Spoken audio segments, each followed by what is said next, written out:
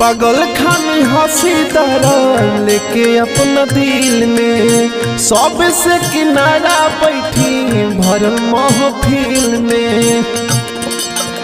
पागल खानी हंसी तरह लेके अपना दिल में सबसे किनारा बैठी भरल महफिल में।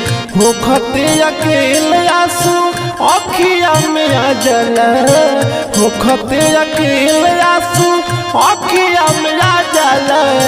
प्रीतिया के मारल लोगवा दूर से चिन्ह जाला, प्रीतिया के मारल लोगवा दूर से चिन्ह जाला।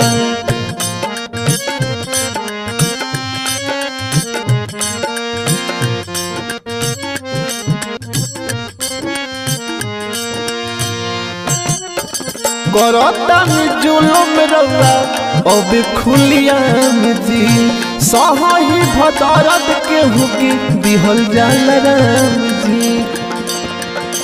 करता जुलुम रउआ अब खुलिया जी सही भदरद के हुकी दिहल करी राम जी, दिहल करी राम जी।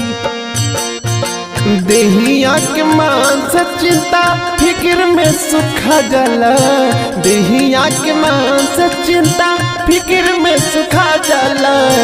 प्रीतिया के मारल लोगवा दूर से चिन्ह जाला, प्रीतिया के मारल लोगवा दूर से चिन्ह जाला।